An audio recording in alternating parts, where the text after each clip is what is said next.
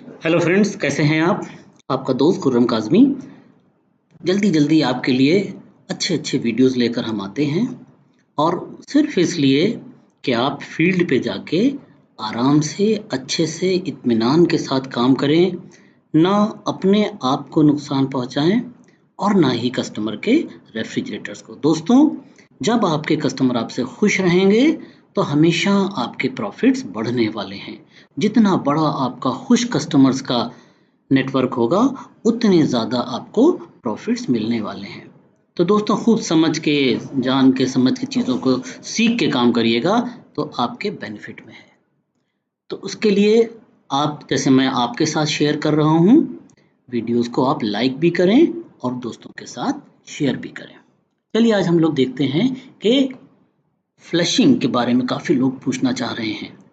तो किस तरीके से हम लोग क्लीनिंग और फ्लशिंग करते हैं। तो यहाँ पे एक मशीन है और इस मशीन को हम लोग देखेंगे कि किस तरीके से ये वर्क कर रही है, खास तौर से क्लीनिंग और फ्लशिंग का। यहाँ पे हमने क्या किया है कि एक जो रेगमाल आता है, खास तौर से कपड़े वाला, ये यहाँ पे अभी 100-150 नंबर का रेगमाल है।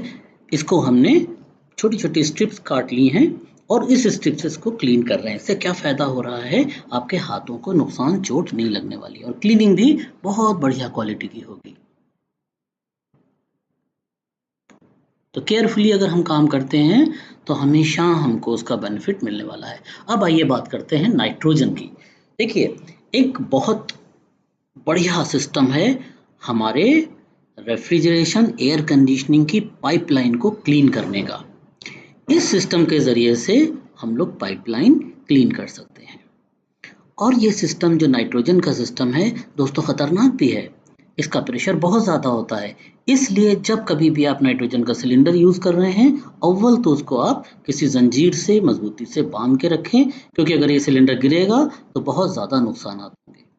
इसी तरह से आप इसमें कैपिलरी लगा के या किसी भी जुगाड़ वाले काम से एकदम दूर रहिए। एक आप सिंपल सा IOL का या अच्छी कंपनीज के ई-सैप के रेगुलेटर्स आते हैं, 2 स्टेज का रेगुलेटर यूज़ कीजिए।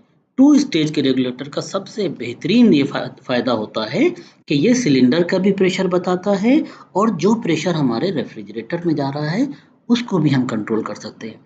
और सबको पता है कि भाई हम रेफ्रिजरेटर में 400-500 पाउंड प्रेशर नहीं डाल सकते और डालना भी नहीं चाहिए। 70, 75, 100 पाउंड में हर तरह के लीकेजेस मिल जाते हैं। फ्लशिंग भी आपकी 75-100 पाउंड में 4-5 बार के प्रेशर में एक बार जो होता है वो 14.7 psi के बराबर होता है। तो उससे आपका सिस्टम प्रॉपरली क्लीन हो जाता है। तो हम क्या करते हैं, पहले हम अपने सिलेंडर के ऊपर एक बढ़िया क्वालिटी का सेफ्टी डिवाइस है दोस्तों, ये हमारी जान को बचा के रखने वाली डिवाइस है। ये कुछ भी खराबी परेशानी होगी, यहाँ पे डायफ्राम लगा रहता है। ये तुरंत जो आपने यहाँ पे प्रेशर सेट किया है उससे जैसे ही बढ़ने लगेगा, तुरंत ये डायफ्राम जो है वो आउटपुट को क्लोज कर देगा। तो हमेशा आप सेफ रहेंगे। बहुत सी चीज़ें सुनने में आ रही हैं कि लोग डैमेज हो रहे हैं, लोगों को नुकसानात हो रहे हैं, कहीं कंप्रेसर ब्लास्ट हो रहा है। तो दोस्तों, अगर सेफ्टी को ध्यान में रखिएगा, कोई परेशानी होने वाली नहीं है। तो यहाँ पे हम लोग सेट करते हैं इसके प्रेशर को और वही 4-4.5 पाउंड के आसपास प्रेशर हम सेट करेंगे। 4.5 बार के आसपास। पाउंड में अगर देखेंगे तो करीब करीब 90, 95, 85, 80 से 100 के बीच में ही रखेंगे, बहुत ज़्यादा बढ़ाएंगे नहीं। आप अच्छी क्वालिटी के इक्विपमेंट यूज़ कर सकते हैं, पार्ट्स यूज़ कर सकते हैं। ये देखिए, ये मेल फीमेल कपलर्स यूज़ होते हैं। ये फीमेल कपलर है, इसको आप इस तरीके से प्रेस करके कनेक्ट कर सकते हैं, लीकेजेस के चांसेस ख़त्म हो जाते हैं।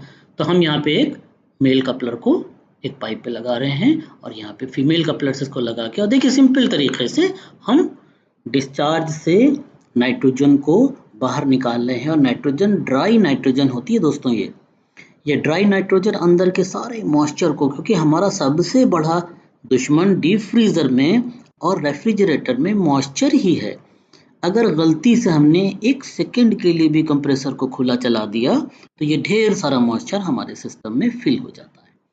1 सेकंड में 3-4 ml मॉइस्चर खींच लेता है। कल ही बात हो रही थी कि एक नॉर्मल कंप्रेसर कितना आरपीएम होता है, 2850, 5 सीसी का उसका पिस्टन होता है, मतलब 1 मिनट चलाएंगे तो 14,220 सीसी एयर को वो कंप्रेस करेगा, और इतनी एयर में बहुत मॉइस्चर होता है।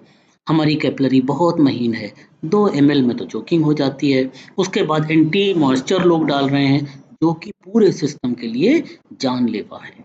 कभी भी एंटी मॉइस्चर का यूज मत कीजिए। फ्लशिंग एकदम मत कीजिए अगर आपके पास सिस्टम मौजूद नहीं है।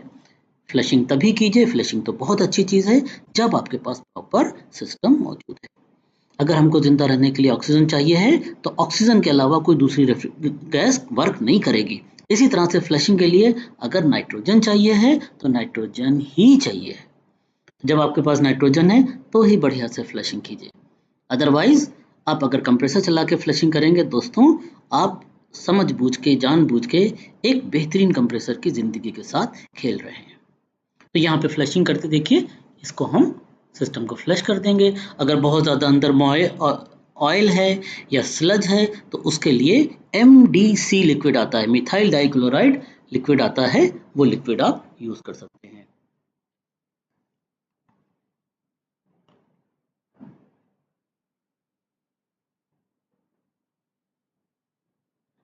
तो रोक रोक के हम लोग इसी तरह से हम लोग कैपिलरी निकाल के फ्रीजर को बाहर निकाल के, और जहां से कैपिलरी निकाली है वहां पे नाइट्रोजन का पॉइंट ज्वाइन करके, तब हम फ्रीजर को उलट पलट के और उसके अंदर MDC डालेंगे, मिथाइल डाइक्लोराइड। तो ये क्या करेगा, अंदर जो भी स्लज मौजूद है, वैक्स मौजूद है, ऑयल मौजूद है, उसको मेल्ट करा के बाहर निकाल देगा। और एक और ध्यान रखेंगे, अगर MDC डाली है तो फिर वो सिस्टम से बाहर आना चाहिए। अक्सर लोग क्या करते हैं, फ्रीजर ऊपर लगा है, सक्शन लाइन को प्रेस कर रहे हैं, छोड़ रहे हैं, प्रेस कर रहे हैं, छोड़ रहे हैं।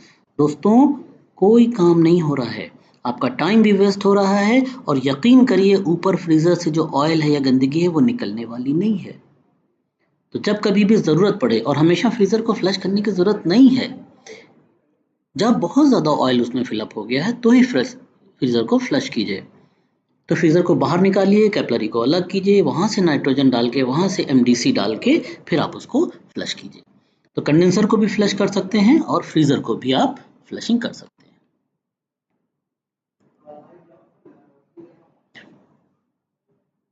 तो इस तरह से अगर आप लोग स्मार्ट वे में काम कीजिएगा, तो हमेशा आपको बेनिफिट मिलने वाला है। Thank you very much friends.